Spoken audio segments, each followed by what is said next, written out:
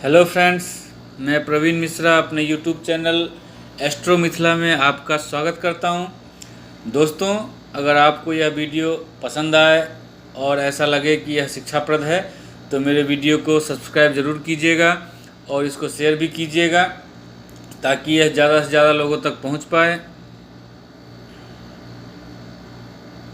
Hello friends, basic astrology के आज के चैप्टर में हम लोग डिस्कस करेंगे गज केसरी योग के बारे में। किसी भी कुंडली में गज केसरी योग का निर्माण कब होता है, या यूँ कहे कि मजबूत गज केसरी योग का निर्माण कब होता है जो वास्तव में जीवन में फल देते हैं, जिसका फल हमें देखने को मिलता है। तो जब भी बृहस्पति और चंद्रमा अगर किसी कुंडली में योग कारक हो करके, ये महत्वपूर्ण चीज़ है, इसको आप ध्यान दीजिएगा कि योग कारक हो करके अगर बृहस्पति और चंद्रमा किसी कुंडली में योग कारक हो और नीच के नहीं हो, उच्च के हो या ना उच्च के ना भी हो तो भी कम से कम नीच के नहीं हो कोई भी, या तो चंद्रमा भी नीच का नहीं हो और बृहस्पति भी नीच का नहीं हो। बृहस्पति जो है मकर राशि में 10 नंबर में नीच के हो जाते हैं और चंद्रमा जो है वह 8 नंबर में नीच के हो जाते, वृश्चिक राशि में नीच के हो जाते हैं। तो ये चीज़ आपको ध्यान देना है कि बृहस्पति और चंद्रमा दोनों योग कारक होने चाहिए, दोनों नीच के नहीं होने चाहिए, दोनों में से कोई भी, और दोनों में डिग्री बराबर होना चाहिए। बराबर मतलब युवा अवस्था में हो तो बहुत ही प्रबल गज केसरी योग बनता है। युवा अवस्था होता है ग्रहों की डिग्री 12 से 18 डिग्री में, यह हमने इसके लिए एक अलग से वीडियो बनाया हुआ है। और योग कारक ग्रह के बारे में भी हमने अलग अलग वीडियो बनाए हैं, कौन से लग्न में कौन सा ग्रह योग कारक होता है और मारक ग्रह होता है। तो आप वो वीडियो देखना चाहेंगे तो आप हमारे डिस्क्रिप्शन में उसका लिंक दिया हुआ है, देख सकते हैं। तो जब भी दो योग कारक ग्रह चंद्रमा और बृहस्पति केंद्र में या त्रिकोण में युति बनाते हैं अथवा एक दूसरे से चतुर्थ भाव में बैठे हैं, अगर युति नहीं भी बनाते हैं तो एक दूसरे से चौथे घर में केंद्र में बैठे होते हैं, तब एक मजबूत गज केसरी योग का निर्माण होता है। अब मान लीजिए, इसको एग्जाम्पल से मैं बताता हूँ। एक किसी भी लग्न की एक कुंडली ले लीजिए, यह तो हाउसेस है, यहाँ पे मैंने राशियाँ लिखी है, इसके जो राशि के अधिपति हैं उसका डिटेल मैंने यहाँ दे दिया है।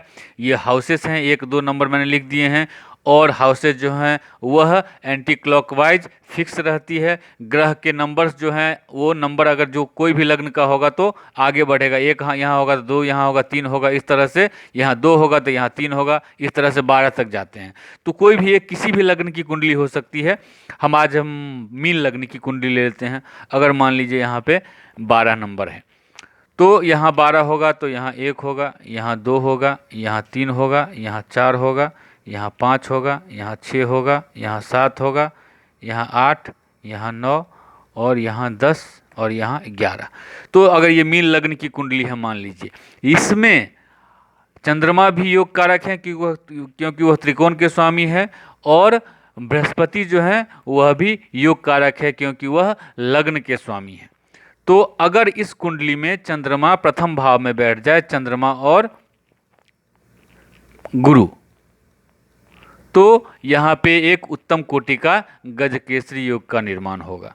या यहाँ पे बैठ जाए चंद्रमा और गुरु, या यहाँ पे बैठ जाए चंद्रमा या गुरु, और यहाँ पे बैठ जाए चंद्रमा और गुरु, और यहाँ पे बैठ जाए चंद्रमा और गुरु। यहाँ पे नहीं होगा क्योंकि यहाँ पे आकर के वृश्चिक राशि में, जैसा कि मैंने बताया कि चंद्रमा यहाँ पे आकर के नीच के हो जाते हैं, इसलिए यहाँ पे इस गज केसरी योग का निर्माण नहीं होगा। लेकिन इन चारों घरों में बहुत ही प्रबल मजबूत गज केसरी योग का निर्माण होगा। दोनों ही ग्रह योग कारक होने चाहिए, नीच के नहीं होने चाहिए, और ये केंद्र में होने चाहिए, केंद्र या त्रिकोण में होने चाहिए।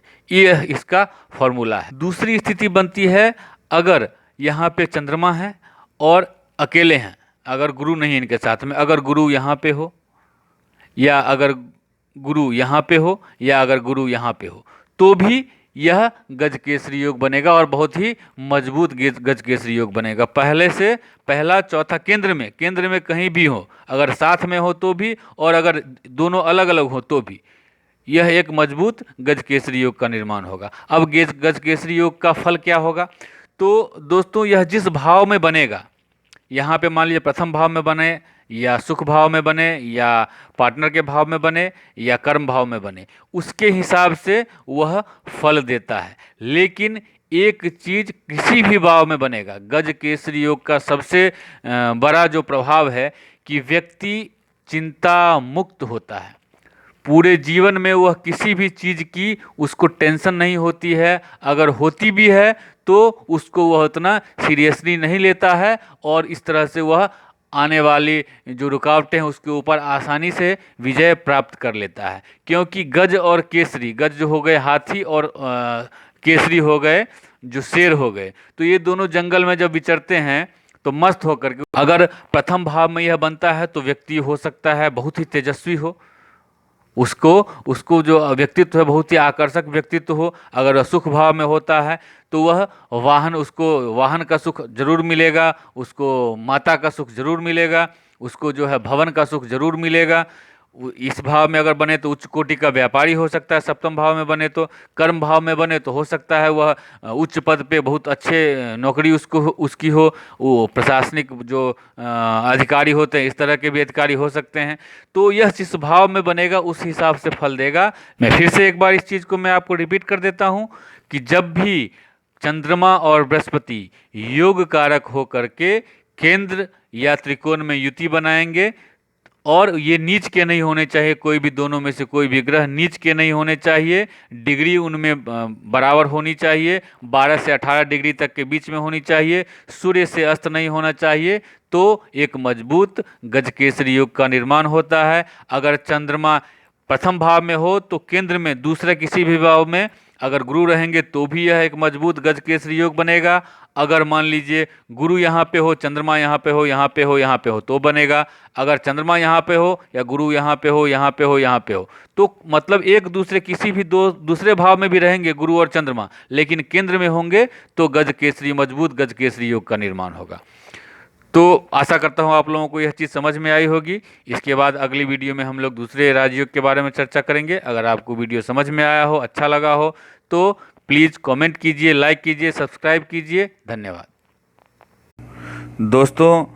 अगर मेरा ये वीडियो आपको अच्छा लगा हो तो मेरे चैनल को सब्सक्राइब ज़रूर कीजिएगा, और साथ ही साथ बेल आइकन को भी प्रेस कर दीजिएगा, ताकि मेरे ज्ञानवर्धक वीडियो अपलोड होते ही आप तक मैसेज पहुंच जाए।